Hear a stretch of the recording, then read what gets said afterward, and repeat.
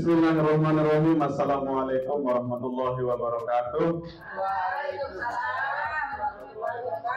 Alhamdulillahirabbil alamin wa bihi nasta'inu ala umur dunya waddin wassalatu wassalamu ala asrafil anbiya'i wal mursalin wa ala alihi wa sahbihi ajma'in. Rabbi shrah sadri wa yassir li amri wahlul 'uqdatam min lisani yafqahu qawli. Alhamdulillah. Pertama-tama marilah kita ucapkan selawat rasa syukur kita ke hadirat Allah Subhanahu wa taala yang telah memberikan kita rahmat, karunia, sehat, sempat. Kemudian salawat dan salam tak lupa kita aturkan ke junjungan alam Nabi besar Muhammad sallallahu alaihi wasallam yang telah mengajarkan kita mana itu yang namanya alif, ba, ta, sa, iya, dan seterusnya. Selanjutnya yang saya hormati Bapak Ibu guru yang sangat saya banggakan, yang sangat saya kagumi dikarenakan meskipun tanpa ada unsur paksaan bisa menghadiri kegiatan diseminasi. Ini namanya kegiatan diseminasi pemahaman dan pengalaman budaya positif. Ini merupakan salah satu daripada rangkaian tugas saya sebagai calon guru penggerak angkatan 10, yaitu melakukan pengimbasan kepada Bapak Ibu guru rekan sejawat yang ada di sekolah. Oleh karena itu, mari kita mulai saja Bapak Ibu ya. Jadi kegiatan ini merupakan kegiatan wajib sebelum lanjut ke modul berikutnya Bapak Ibu. Sebenarnya kami sudah maju atau masuk ke modul 2, tapi ini tugas yang saat ini memiliki batas due date, istilahnya ada due date-nya, deadline lah ya. Jadi ini kita kejar deadline karena dari kemarin kita sibuk semuanya, kita sudah mengatur jadwal, besok Sabtu harus ngerok dan sebagainya. Jadi pagi ini sebelum kita mulai, kita akan ice breaking dulu. Silahkan berdiri semuanya Bapak Ibu. Kita ikuti apa yang ada di dalam video. Oke. Ikut berdiri semuanya. Kita ice breaking dulu, kita berdiri. Ikuti apa yang ada di video. Instruksinya adalah ikuti apa yang ada di video. Ibu-ibu hamil boleh tidak ikuti. Sebisanya, semampunya. Ibu hamil semampunya. Oke, ice breaking untuk melatih konsentrasi kita sebelum masuk. Ikuti.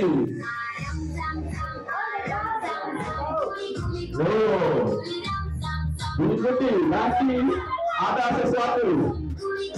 Iya. Nih diputar kameranya. Ya, sorot.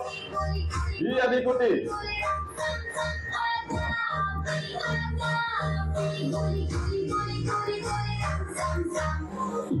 Ya, sekarang tambah cepat. Iya. Wih, semuanya kompak ini. Luar biasa. Sorot ke sana, Ustaz. Iya. Wih, bisa semua.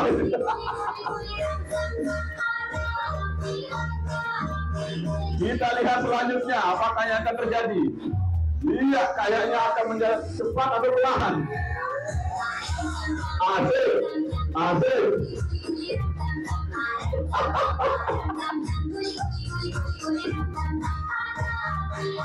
Iya. Mantap. Apakah yang akan terjadi Bapak Ibu?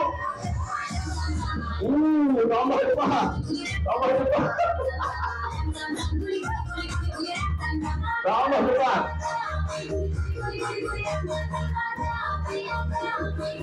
Luar biasa. Oh, apa masih? Oh my God.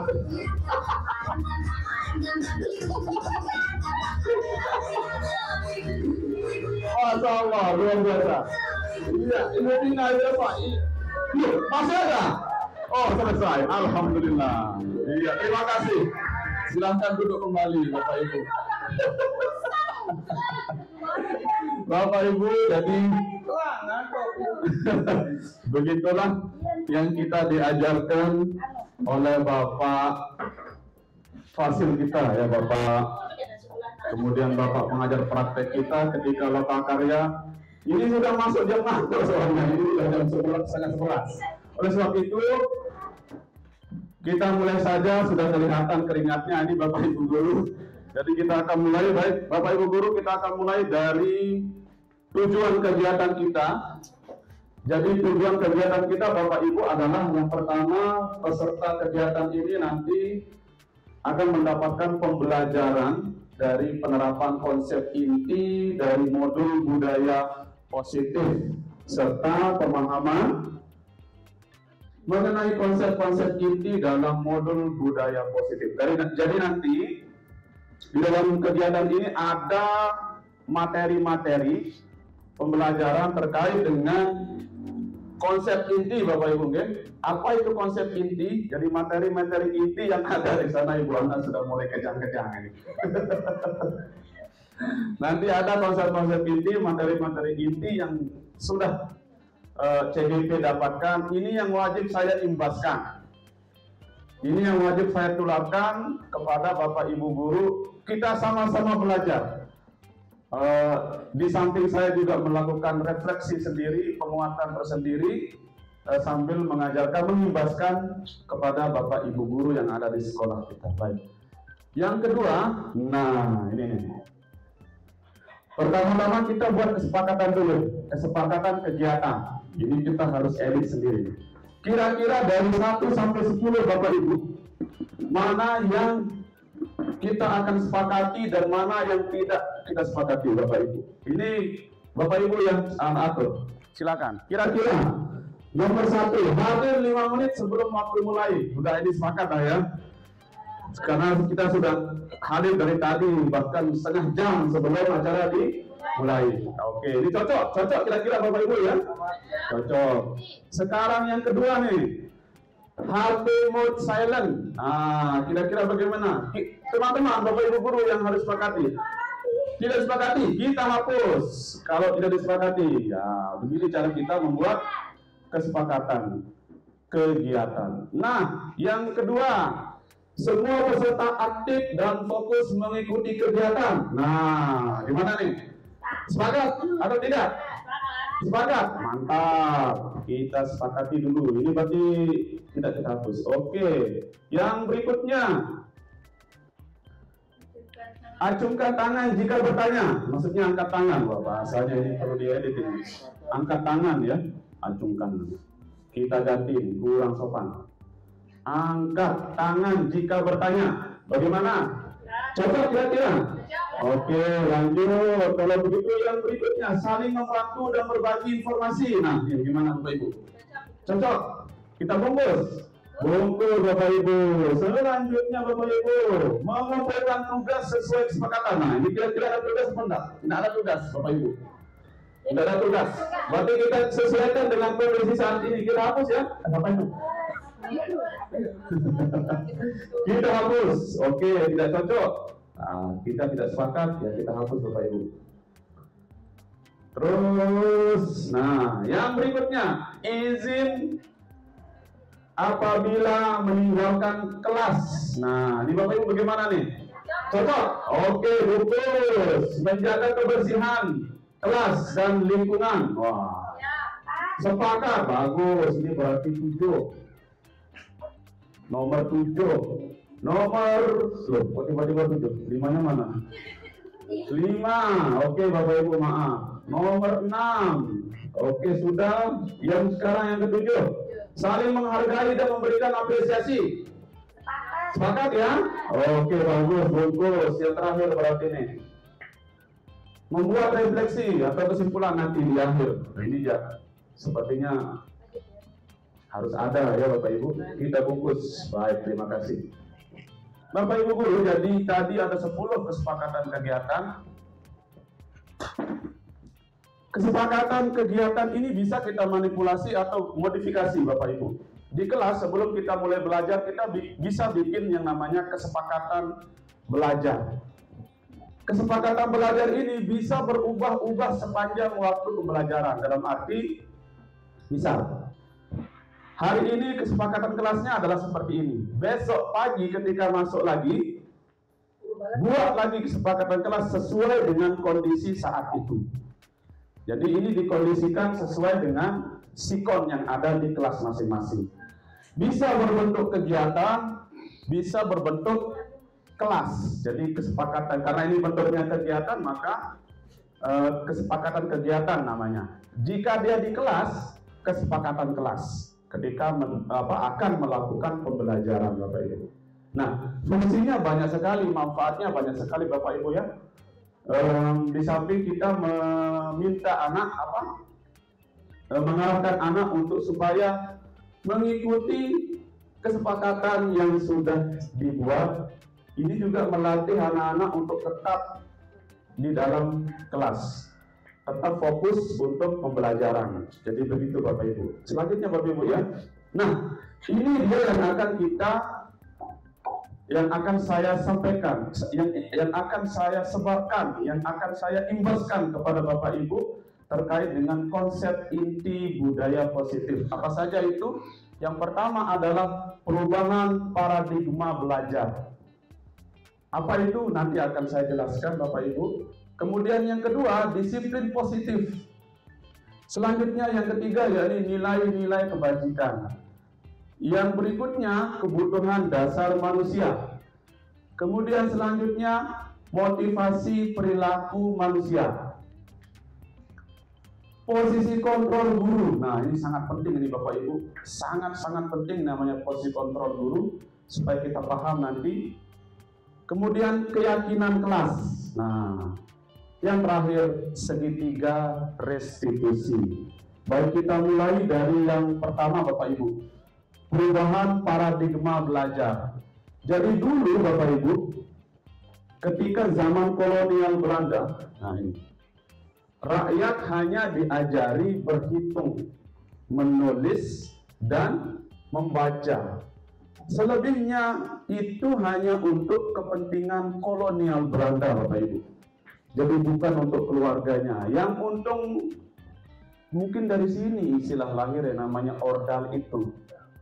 Orang dalam. Kalau yang kerja di pabrikan dulu di kolonial Belanda, kalau nggak ada orang dalam nggak bisa masuk di pabrikan. Mungkin ya.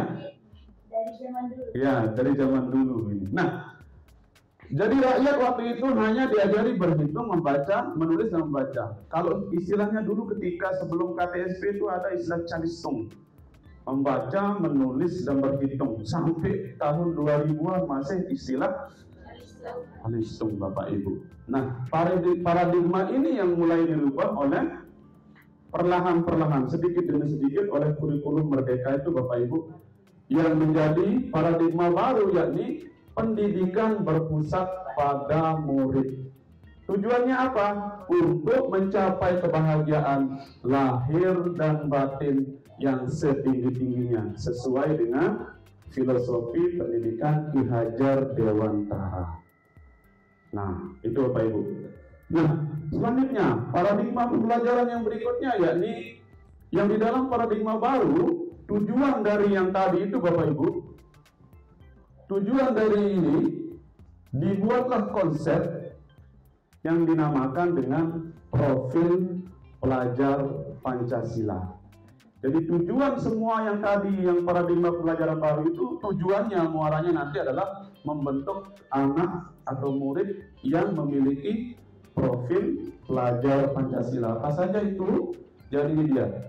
Ada beriman, bertakwa kepada Tuhan Yang Maha Esa. Salah satu daripada isi profil pelajar Pancasila.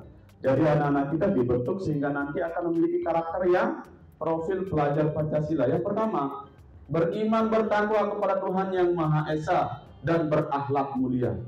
Yang kedua, berbinekaan global. Kemudian berikutnya, mandiri, anak-anak yang mandiri, siswa-siswa yang mandiri, murid-murid yang mandiri. Kemudian siswa yang memiliki karakter bergotong royong. Kemudian bernalar kritis. Dan yang terakhir yakni kreatif. Jadi pembelajaran dengan paradigma baru merupakan pembelajaran yang dirancang berdasarkan prinsip pembelajaran berdiferensiasi, sehingga para peserta didik belajar sesuai dengan kebutuhannya berdasarkan tahap perkembangan sesuai teori psikologi modern untuk mewujudkan profil pelajar Pancasila. Ini yang sangat sulit, yang masih belum bisa kita terapkan sampai saat ini. Mungkin kita sudah mulai bertahap-tahap sedikit demi sedikit Bapak Ibu, tetapi ya banyak faktor Bapak Ibu ya sehingga menghambat proses terwujudnya yang namanya pembelajaran berdiferensiasi. Nah, modul yang akan saya masuki, yang akan kami masuki setelah pembelajaran ini adalah modul berdiferensiasi Bapak Ibu. Jadi pemahaman saya terkait dengan diferensiasi nanti akan diuji atau kami akan dapatkan di dalam modul setelah ini. Nah, besok pasti ada pembahasan lagi nih terkait dengan diferensiasi, pembelajaran berdiferensiasi. Nah, selanjutnya Bapak Ibu, ada miskonsepsi tentang teori kontrol Bapak Ibu. Ada miskonsepsi. Miskonsepsi itu adalah salah mengartikan, ya. Salah mengartikan tentang apa sih kontrol itu. Jadi ternyata banyak yang miss Bapak Ibu. Kita guru itu berilusi bahwa guru mengontrol murid. Sebenarnya apa yang kita lakukan di sekolah ini seolah-olah kita yang mengontrol anak-anak. Tetapi sebenarnya katanya ahli ini bukan begitu. Itu hanya sebuah ilusi fata morgana. Seperti lagunya Ibu Rumianti. Kemudian juga yang berikutnya Bapak Ibu, kita berilusi bahwa kritik dan membuat rasa bersalah mampu menguatkan karakter. Sering kita lakukan kayaknya, saling kritik, memberikan kritik kepada anak, apalagi menyalahkan anak, sehingga katanya persepsi kita, konsep kita bahwa itu mampu menguatkan karakter anak tersebut. Tetapi kata teorinya salah itu katanya, miskonsepsi katanya. Berikutnya Bapak Ibu, ilusi bahwa semua penguatan positif, efektif, dan bermanfaat. Terkadang kita sering memberikan penghargaan yang berlebih kepada anak-anak. Dari bentuknya yang verbal ataupun non-verbal, fisik dan non-fisik. Bahkan Bapak Ibu ya, kita memberikan hadiah kepada anak itu sebenarnya juga ada efek sampingnya. Nah itu katanya ini. Sehingga disebutlah di sini miskonsepsi. Seperti apa itu? Apa penyebabnya? Ada nanti Bapak Ibu ya. Apa penyebabnya sehingga dikatakan seperti ini? Yang terakhir Bapak Ibu, miskonsepsi terakhir ya ini ilusi bahwa orang dewasa berhak memaksa.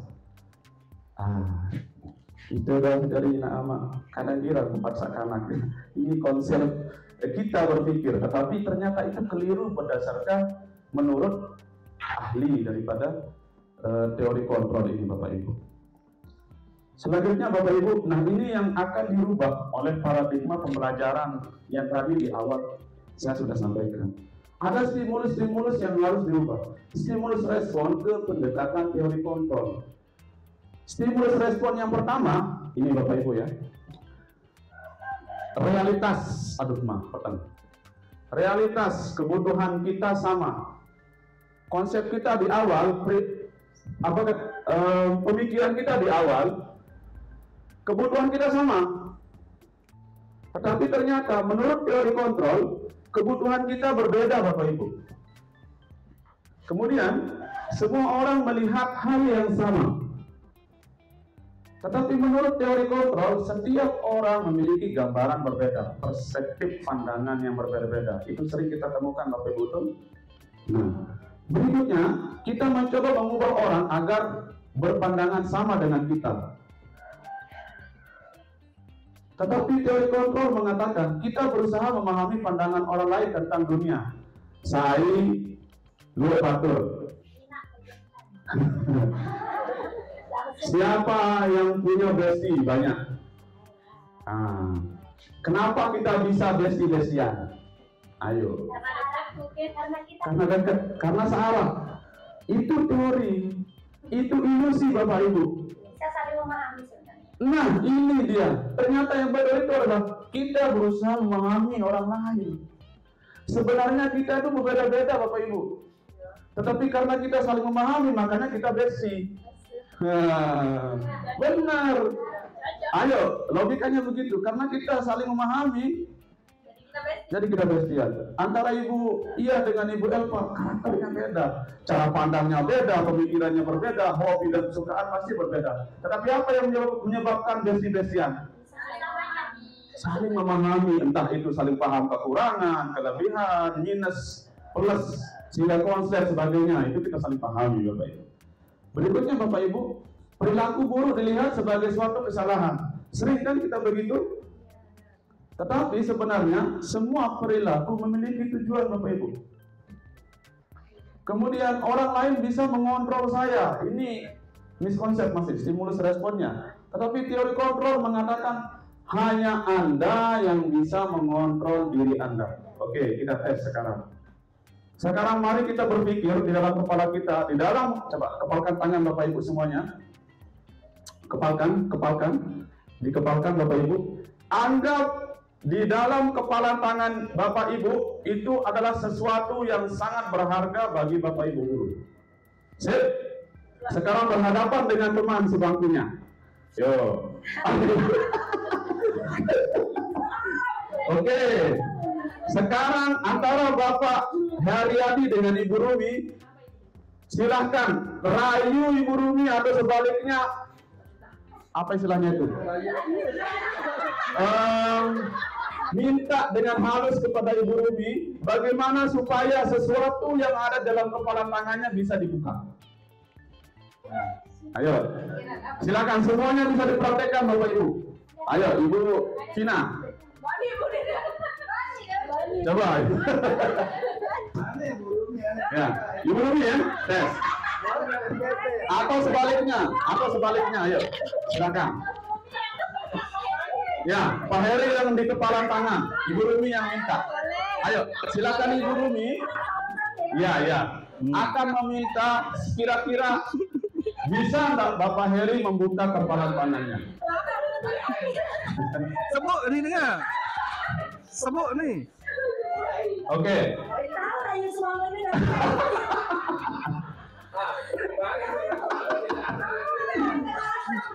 Jadi Bapak Ibu, itu ilusi semua. Kita bisa orang lain bisa mengontrol saya.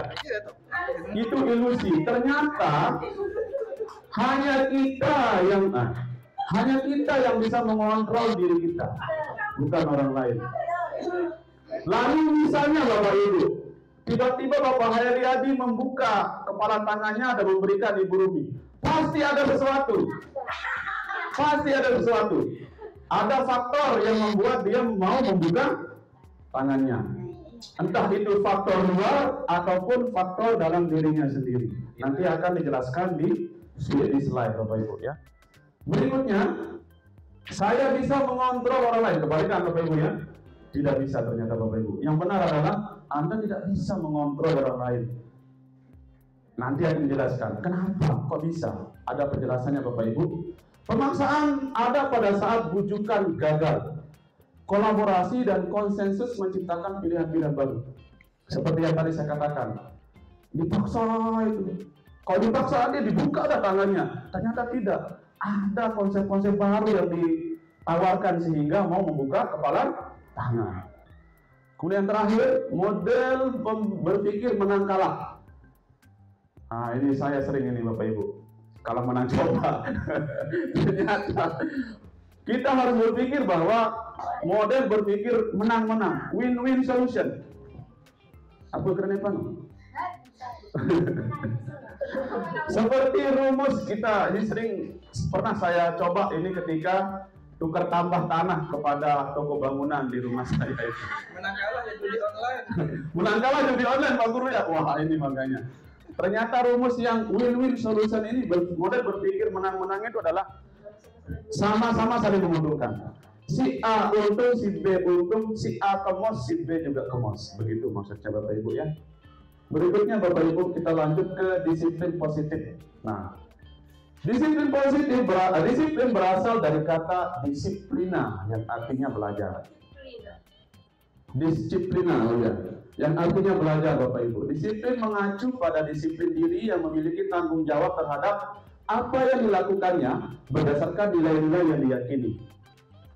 Nah, disiplin positif merupakan salah satu penerapan disiplin yang bertujuan untuk menumbuhkan kesadaran serta memberdayakan peserta didik tanpa imbalan penghargaan atau reward, ancaman ataupun hukuman. Nah, ini akan lanjut nanti, akan kebuka sendiri Bapak Ibu. Kenapa sih kok bisa teori-teori yang tadi itu bisa kebalik dengan persepsi kita? Baik, sebagai pendidik, tujuan kita adalah menciptakan peserta didik yang memiliki disiplin diri. Nah, disiplin diri ini yang sulit Bapak Ibu. Sehingga mereka berperilaku mengacu kepada nilai-nilai kebajikan universal dan memiliki motivasi intrinsik. Apa itu motivasi intrinsik? Nanti akan dijelaskan. Dalam perubahan perilaku ke arah yang lebih baik Bapak Ibu. Kita lanjut ya. Contoh nilai-nilai kebajikan Bapak Ibu. Nilai yang kita sepakati. Maksudnya adalah apa nilai kebajikan itu? Nilai kebajikan itu adalah nilai yang kita sepakati bersama, terlepas dari suku bangsa, agama, bahasa maupun latar belakangnya. Kalau nilai kebajikan yang berdasarkan profil pelajar Pancasila itu beriman dan bertakwa pada Tuhan Yang Maha Esa, berakhlak mulia, berkebinekaan global, gotong royong, mandiri, kreatif, dan bernalar kritis. Ini nilai-nilai kebajikan berdasarkan profil pelajar Pancasila.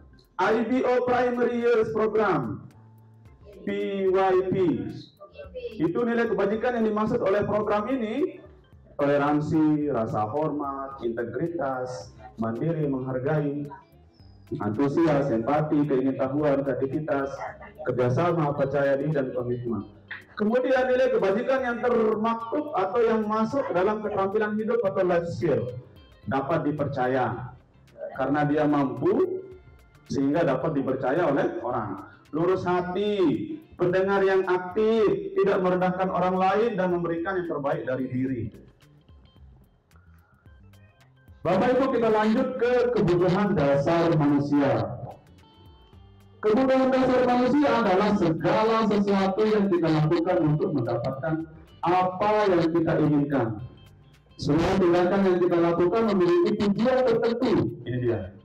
Dan semua usaha terbaik yang kita lakukan adalah dalam rangka kebutuhan dasar kita terpenuhi dengan baik. Maling ini mungkin karena hobi,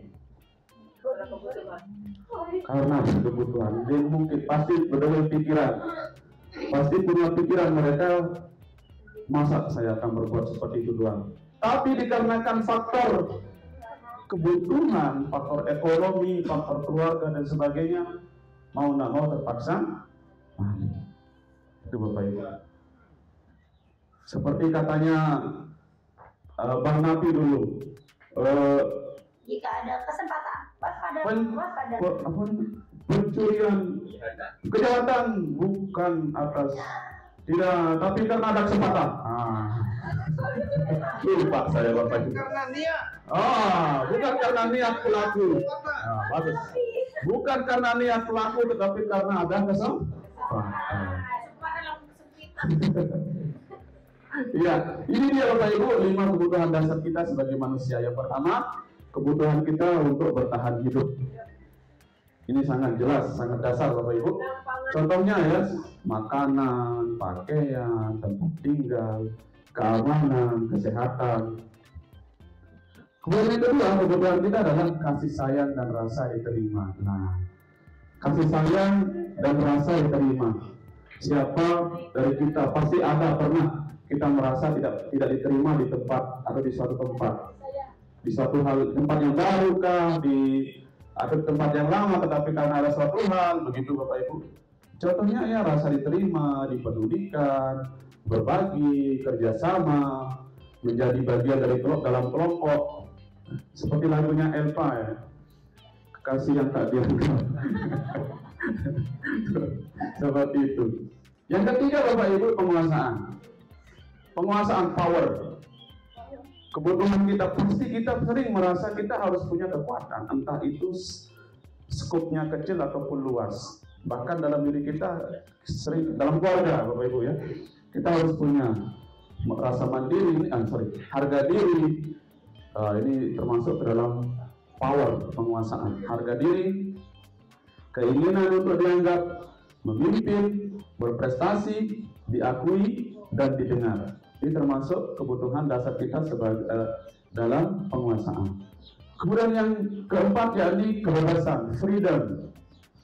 Kebebasan atau freedom, mandiri, memiliki pilihan, mencoba hal baru, mampu mengendalikan, kemudian arah dirinya.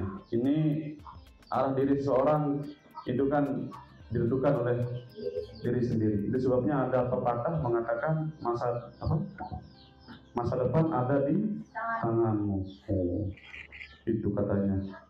Mungkin ada kalau Pak Amin masa depan ada di tangan Pak Jokowi. Ya, tapi banyak faktor Bapak Ibu ya. Nanti akan ketemu nanti. Oh, ternyata itu yang dimaksud. Kenapa kok bisa begitu ya? Terakhir Bapak Ibu, kesenangan, hobi, bermain, humor, antusiasme, tertawa, dan sebagainya. Ini termasuk kebutuhan kita sebagai manusia. Nah ini sekarang kita masuk ke motivasi perilaku manusia. Bapak Ibu, motivasi adalah dorongan yang timbul pada diri manusia secara sadar ataupun tidak sadar untuk melakukan suatu tindakan dengan tujuan tertentu. Ada tujuannya, ada maksudnya Bapak Ibu. Bagaimana sih? Oke, kita contoh ya. Motivasi perilaku manusia ternyata yang pertama itu adalah motivasinya itu untuk menghindari ketidaknyamanan atau hukuman. Nah, teori kontrol. Kita bisa mengontrol anak-anak. Ternyata keliru Bapak Ibu. Mereka itu termotivasi kadang ya dikarenakan oleh dalam rangka menghindari ketidaknyamanan dan hukuman. Nah, kemudian juga ada yang termotivasi perilaku manusia itu untuk mendapatkan imbalan atau penghargaan dari orang lain. Benar nggak nih? Siapa yang mau bekerja seikhlas banget? Ada motivasi. Motivasi itulah yang disebut dengan motivasi ekstrinsik, Bapak Ibu. Ini yang mempengaruhi derajat tadi itu. Bapak Heri mau membuka kepala tangannya dikarenakan ada motivasi ekstrinsik. Ada pengaruh luar. Anak-anak kita juga begitu. Kadang yang pakai sepatu, seragam, tidak pakai seragam. Ini kadang mereka itu untuk menghindari ketidaknyamanan atau hukuman. Takut dihukum, sepatu, pakai sepatu. Hari Senin, pakai songkok, dihukum saya nanti. Nah, seperti itu anak-anak kita. Ini masih di tahapan motivasi ekstrinsik, Bapak Ibu. Motivasi mereka masih berasal dari luar. Ini lemah kayaknya nih. Nah, berikutnya Bapak Ibu ya. Yang berikutnya, untuk menjadi orang yang mereka inginkan dan menghargai diri sendiri dengan nilai yang mereka percaya, ini masuk ke dalam motivasi intrinsik. Perilaku manusia yang ini, yang ketiga ini Bapak Ibu, ini sudah masuk ke motivasi intrinsik yang berasal dari dalam diri sendiri, atas dasar kesadaran sendiri. Lahirlah motivasi intrinsik, perilaku manusia yang ketiga. Nah, jadi jenis motivasi dibagi dua Bapak Ibu, ekstrinsik dan intrinsik. Ekstrinsik, ini dia. Kalau pada diri murid melakukan disiplin diri karena takut dihukum atau menghindari hukuman, dan murid melakukan disiplin diri untuk mendapatkan imbalan atau hadiah atau pujian dari orang lain, masih ekstrinsik. Sedangkan kalau intrinsik, murid melakukan disiplin diri karena murid sadar dan menghargai akan nilai-nilai kebajikan yang ada pada dirinya. Kesadaran dalam diri, Bapak Ibu. Nah, Bapak Ibu, selanjutnya kita akan belajar tentang hukuman, konsekuensi, dan restitusi. Hukuman itu tidak terencana, benar nggak? Kadang-kadang kan? Kadang-kadang. Kalau terjadi pelanggaran ya hukuman. Tidak terencana, tiba-tiba Selanjutnya murid tidak tahu apa yang akan terjadi. Ketika dihukum, anak-anak nggak tahu dikasih apa hadiah hukuman itu sama bapak ibu gurunya. Entah hukuman membersihkan WC, lari keliling lapangan 10 hari, sapu halaman atau sebagainya. Mereka tidak tahu. Bersifat satu arah, ya bersifat satu arah. Yang menjadi objek adalah murid itu sendiri, bapak ibu. Kemudian berupa hukuman fisik dan psikis. Kadang hukuman ini berbentuk fisik dan psikis. Kadang mau fisik, kadang kita mencubit, tempeleng siswa, kadang ya. Ini sering kita lakukan. Saya terutama sering. Kemudian yang psikis, secara psikologi, verbal, ya, verbal, bapak ibu. Secara omongan lisan, tanpa kita menyentuh, tapi secara lisan, kamu ini tidak tahu diri. Sudah dikasih hati, mau cantuk. Kemudian konsekuensi, bapak ibu. Kalau konsekuensi terencana, bapak ibu, disepakati sesuai peraturan. Misalnya, bapak ibu ya, ada siswa kita dalam kelas nyoret-nyoret papan tulis, padahal dia menggunakan spidol permanen. Kita panggil, tahu enggak apa akibatnya kalau kita nulis papan dengan menggunakan spidol permanen? Tahu Pak Guru, apa? Tidak bisa dihapus ya. Sekarang bagaimana konsekuensinya? Hapus Pak Guru ya. Nah, silakan dihapus.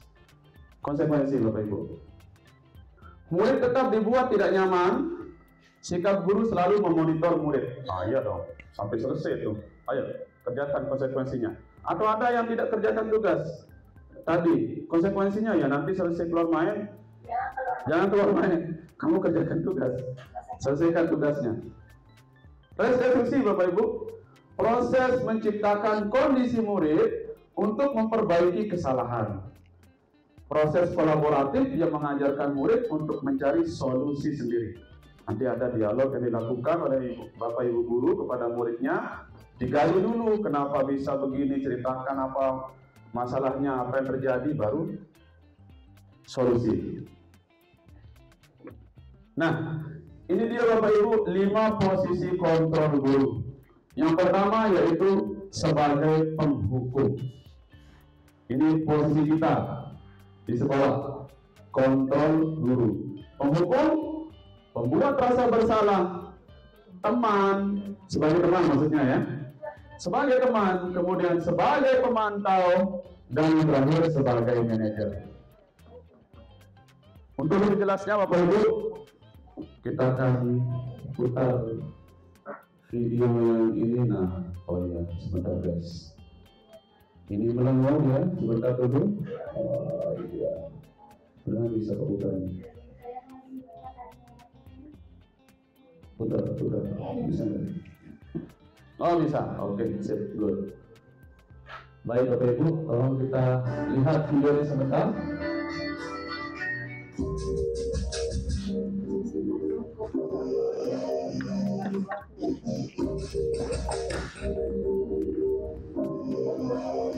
Tadi apa? Posisi apa tadi? Penghukum. Nah, kita lihat contoh posisi penghukum. Pelaku terlambat. Kamu deh, pasti terlambat. Maaf Bu, saya... Apa coba? Alasan kamu apa lagi? Kapan sih kamu tidak terlambat? Malas sekali ya kamu jadi anak. Saya... Gak kapok-kapok sih kamu. Sudah berapa kali terlambat? Sana, kamu keliling lapangan basket 2 kali. Nah, itu contohnya ya, penghukum. Enggak, Bu. Apa? Kamu melawan ibu? Berani-beraninya jawab. Sudah terlambat, masih berani jawab pula. Sekarang, keliling lapangan basket 5 kali sekalian, biar kapok. Cepat, pergi sana ke lapangan basket. Nah, yang kedua yaitu posisi membuat merasa bersalah. Videonya sama, tapi lain dialognya.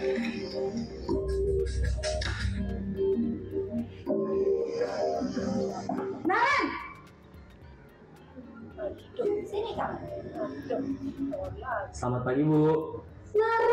Naren, kamu kenapa terlambat lagi, nak? Ya Tuhan, Naren, kamu senang ya bikin ibu susah ya? Kalau kamu terlambat lagi, nanti ibu yang ditegur bapak kepala sekolah, nak. Disangka ibu tidak bisa membina kamu. Duh, gimana ini? Ada perbedaan nada. Ada Maaf, perbedaan Bu. nada. Duh, Gusti Naren. Kamu suka ya kalau ibu ditegur bapak kepala sekolah? Terus, sekarang ibu harus tulis apa yang di buku absen? Ini kamu sudah sering terlambat loh. Ibu harus apa coba? Maaf, Bu. Maaf sekali. Ya sudah, lain kali jangan bikin ibu susah lagi ya, nak ya. Ibu tidak akan kuat lagi kalau kamu begini terus. Bisa jantungan kalau ibu ditegur bapak kepala sekolah. Sana cepat ke kelas. Maaf ya, Bu. Maaf sekali. Ini baru yang kedua. Selanjutnya yaitu posisi teman. Guru sebagai teman. Ketika dia menjadi teman.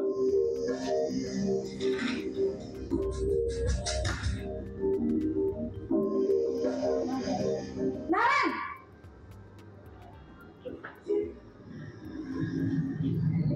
Selamat pagi, Bu.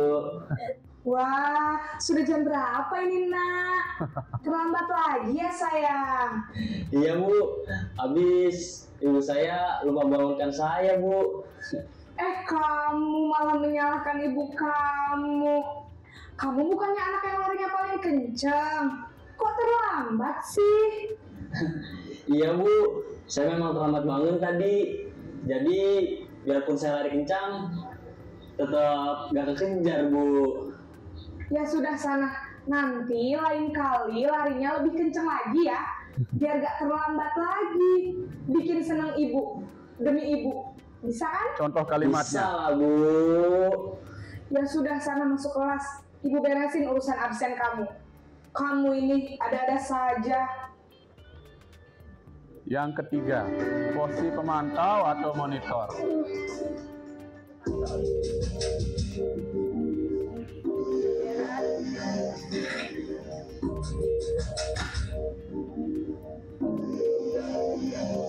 Naren!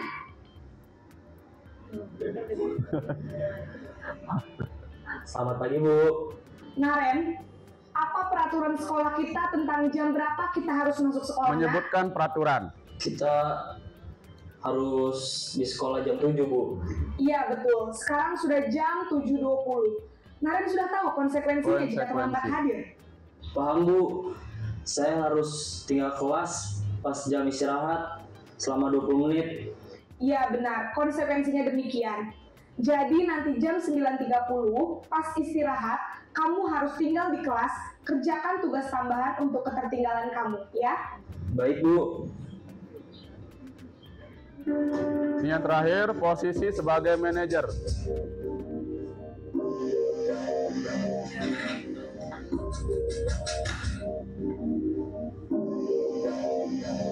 Naren!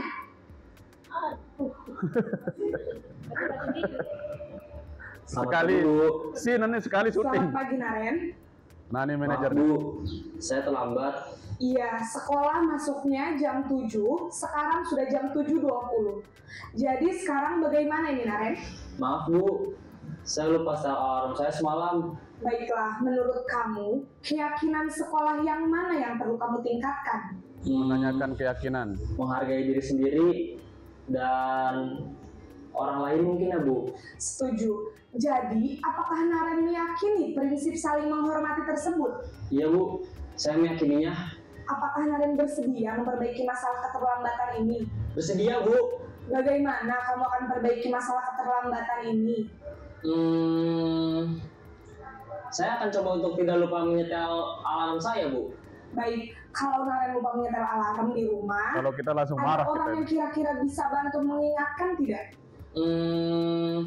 Ada, Bu.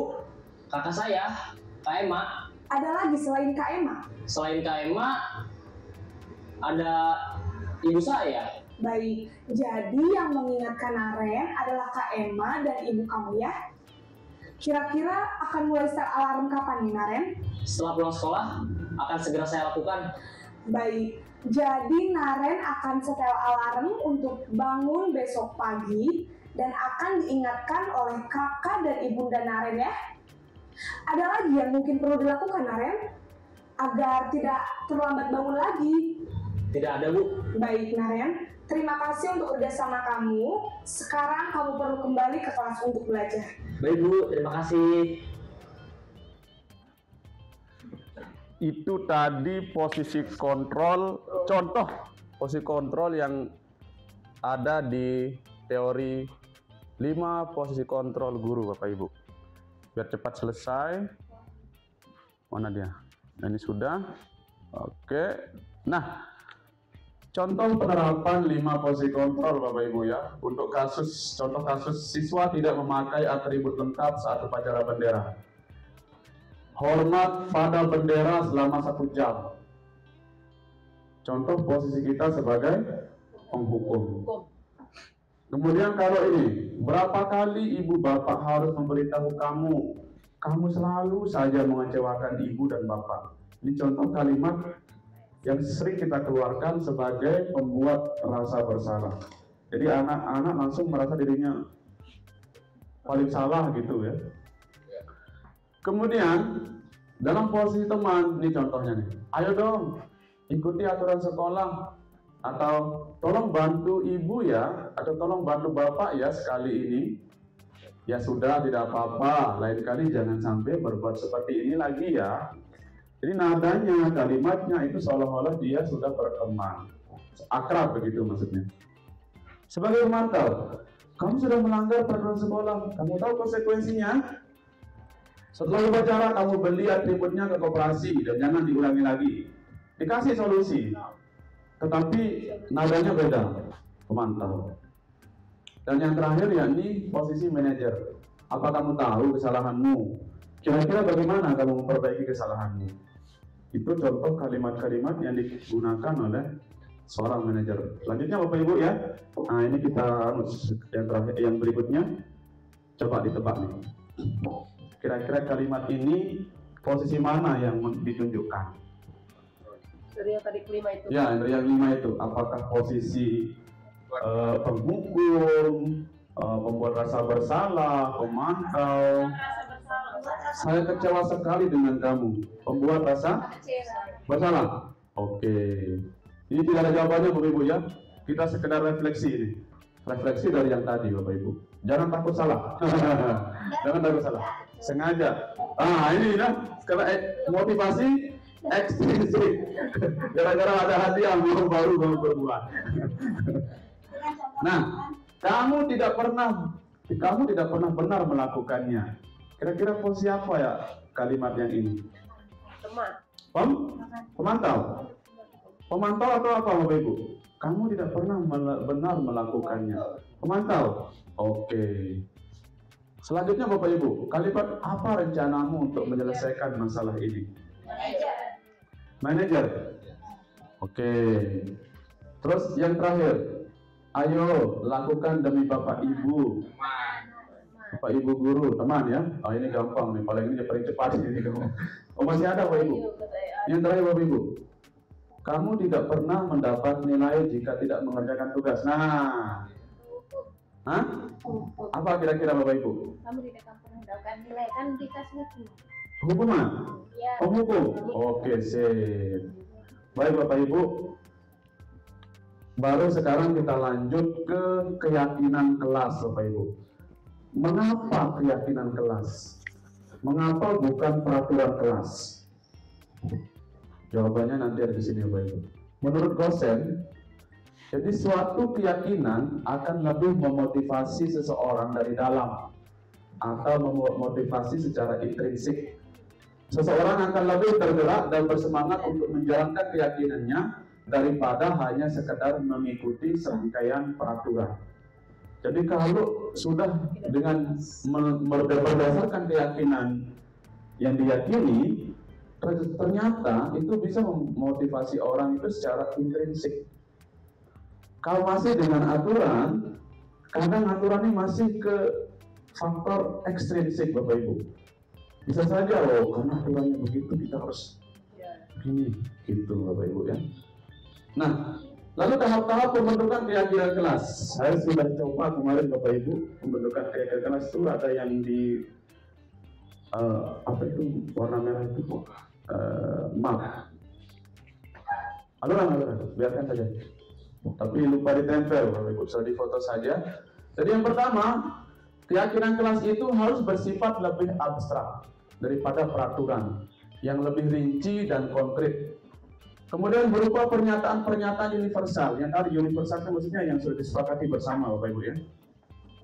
Dibuat dalam bentuk positif. Nah, ini dia kata kuncinya. Jadi keyakinan kelas itu dibuat dalam bentuk kalimat positif Bapak Ibu. Contoh, dilarang merokok. Kira-kira kalimat positifnya apa Bapak Ibu? Kalau di-convert, kalau dirubah dalam bentuk keyakinan. Dilarang merokok. Kira-kira kalimat positifnya apa Bapak Ibu? Merokok dapat menyebabkan penyakit jantung. Pintar, itu dia kalimat positifnya Bapak Ibu ya. Kalimat positifnya. Jadi keyakinan yang hobi saya merokok. Ya, itulah keyakinan yang dibentuk Bapak Ibu. Itu maksudnya dibuat dalam bentuk kalimat positif. Nah, misal dilarang membuang sampah sembarangan. Ayo, keyakinannya apa? Keyakinan kelas atau keyakinan sekolahnya apa? Kalimatnya. Agar kelas terlihat selalu terlihat bersih. Ayo, kira-kira apa? Apa? Buang sampah pada tempatnya. Jagalah kebersihan. Kebersihan setengah daripada. Nah, banyak sekali Bapak Ibu ya kalimat-kalimat positif yang kita ubah dari kalimat peraturan yang tadi.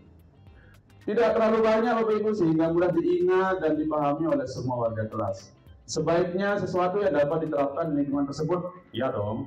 Semua warga kelas hendaknya ikut berkontribusi. Ya haruslah.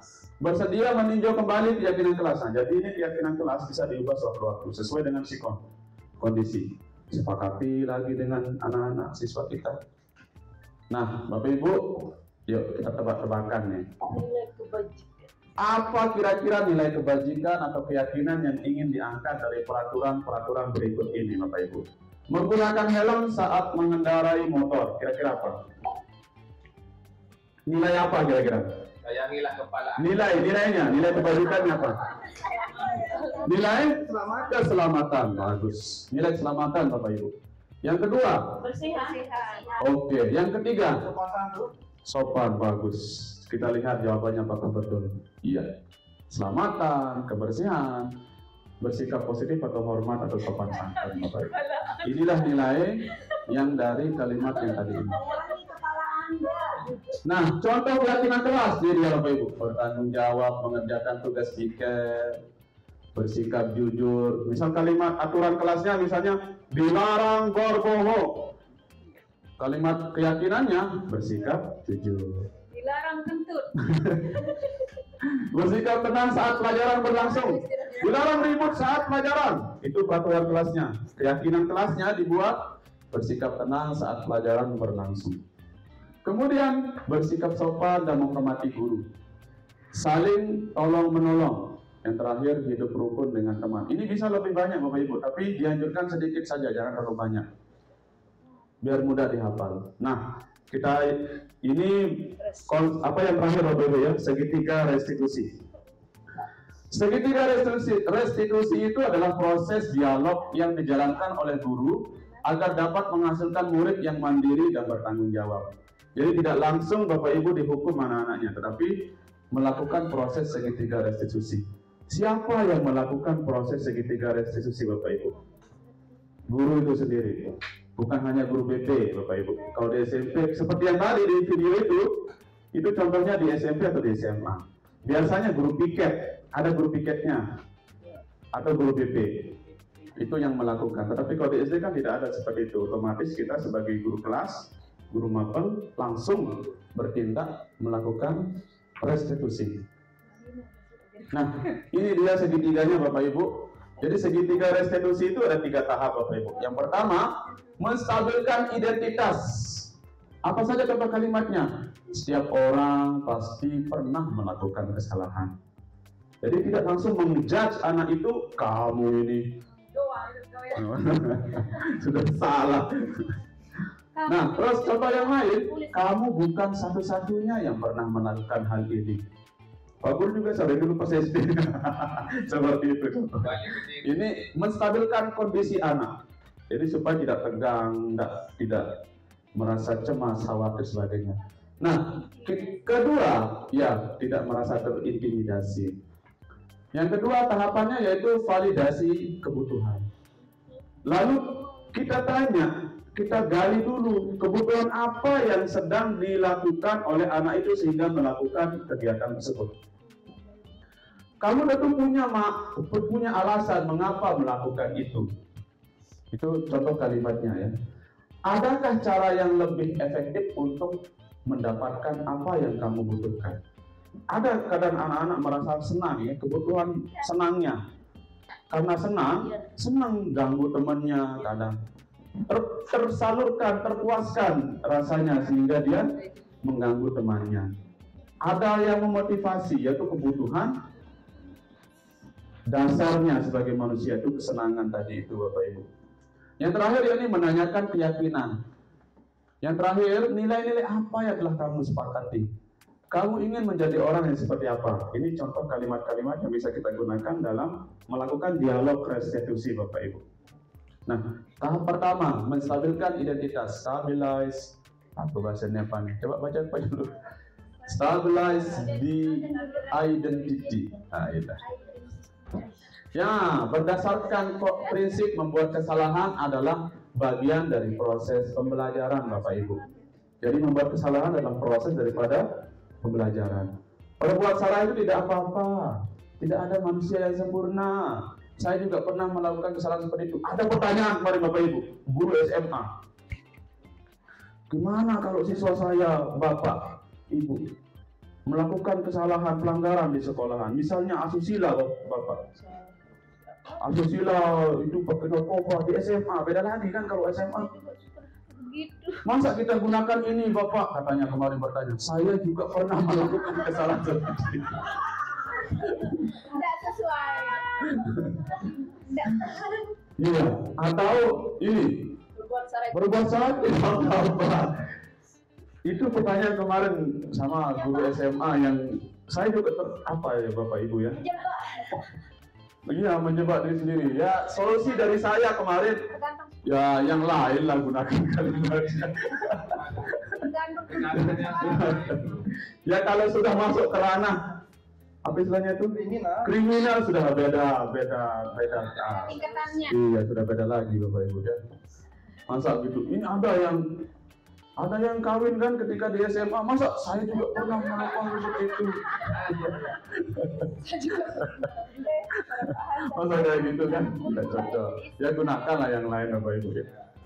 Itu. Tahapan yang kedua, validasi tindakan yang salah. Validate the misbehavior, katanya ini. Berdasarkan prinsip, setiap perilaku berupaya memenuhi suatu kebutuhan. Padahal kamu bisa melakukan lebih buruk dari ini. Kamu pasti punya alasan mengapa melakukan itu. Kamu patut bangga pada dirimu sendiri karena kamu telah melindungi sesuatu yang penting bagimu. Kadang ada yang memukul orang, memukul temannya, gara-gara dia melindungi temannya yang lain. Ada yang begitu kan? Seperti itu Bapak Ibu. Ada sesuatu yang sedang dipenuhi. Apa yang terjadi? LCD off. Mungkin mati lampu. Enggak, LCD-nya yang off Pak Ustaz. Oh, mati lampu Pak Ustaz. Coba. Iya. Coba dicek dulu Pak Ustaz di sebelah sana. Mungkin cok-cok itu. Oke Bapak Ibu.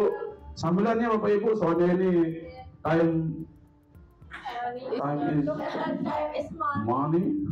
Oke, yang terakhir tahapan yang ketiga yakni menanyakan keyakinan, seek the belief. Apa katanya bahasa Inggris ini apa kan cakapnya?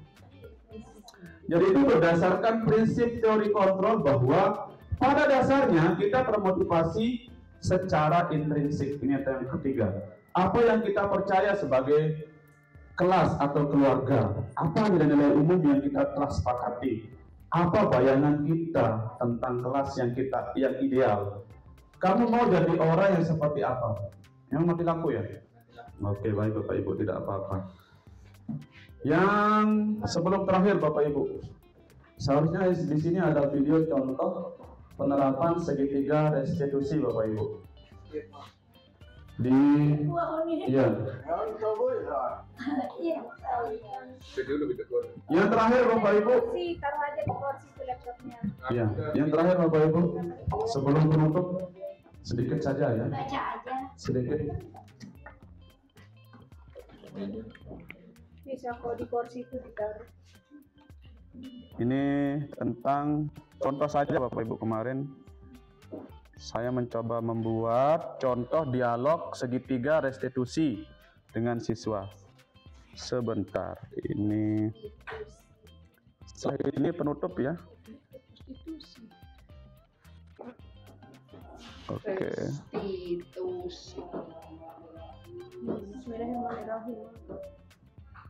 Salam.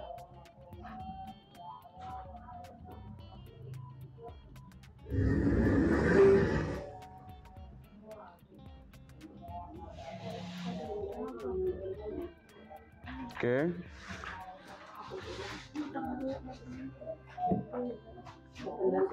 Lebih pulsa nyaga Ustaz. Bisa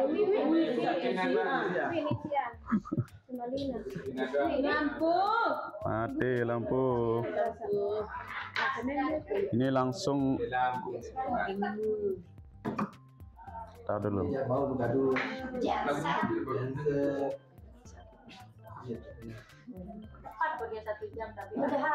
Jadi ada proses dialog lah, loading ini sinyalnya. Waduh, mana ini lagi? Tidak, saya pakai sinyal di HP. Oke, baik Bapak Ibu, tidak apa-apa sudah. Yang terakhir kita tutup, Bapak Ibu ya. Jadi dalam penerapan program disiplin positif, hendaknya guru memiliki standar kepribadian, alias sudah ada dasar contoh ya dari diri kita sendiri, profesional dan sosial yang baik, di mana guru mampu merefleksi dirinya dalam posisi kontrol saat ini. Bagaimana perjalanan dirinya sebagai among atau manajer yang menuntun murid-muridnya menjadi insan yang mandiri, merdeka, dan bertanggung jawab. Terima kasih Bapak Ibu, itu tadi diseminasi terkait tentang pemahaman disiplin positif alias pengimbasan yang sudah saya lakukan. Seperti yang saya sampaikan di awal, ini merupakan salah satu bagian daripada tugas calon guru penggerak angkatan 10. Yang berikut-berikutnya pun juga akan seperti ini kalau mengikuti program pendidikan guru penggerak. Oleh sebab itu, terakhir saya ucapkan terima kasih banyak atas kesediaan Bapak Ibu guru untuk mengikuti kegiatan ini. Selanjutnya kita tutup dengan sama-sama membaca hamdalah. Alhamdulillahirabbil alamin. Assalamualaikum warahmatullahi wabarakatuh.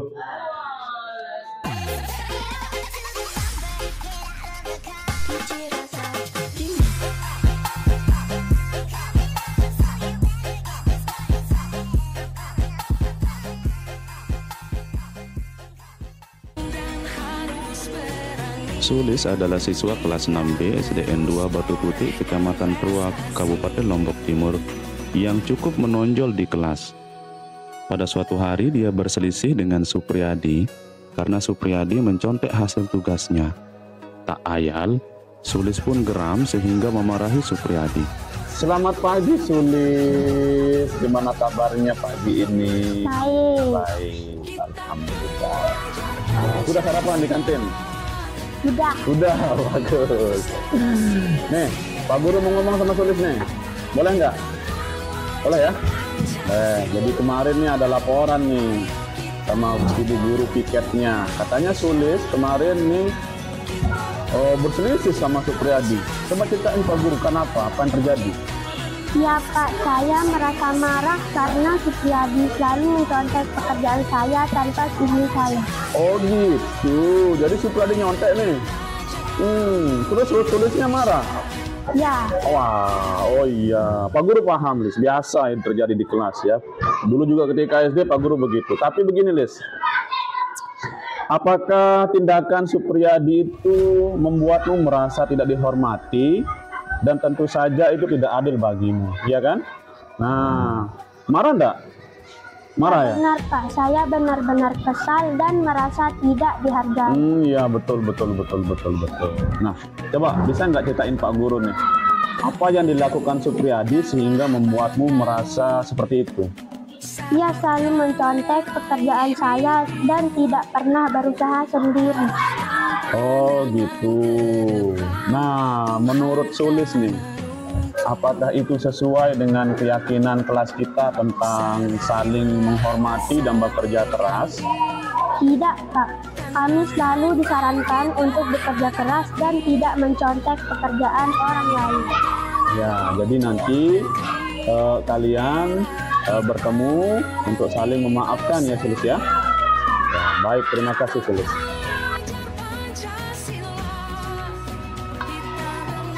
Assalamualaikum warahmatullahi wabarakatuh. Perkenalkan, nama saya Sulis, siswa kelas 6B. Saya senang sekali diajak diskusi dengan Pak Guru untuk dapat mengendalikan diri dari amarah karena perilaku teman sekelas saya. Saya harus banyak belajar, bersabar, dan dapat menghormati teman-teman sekelas saya.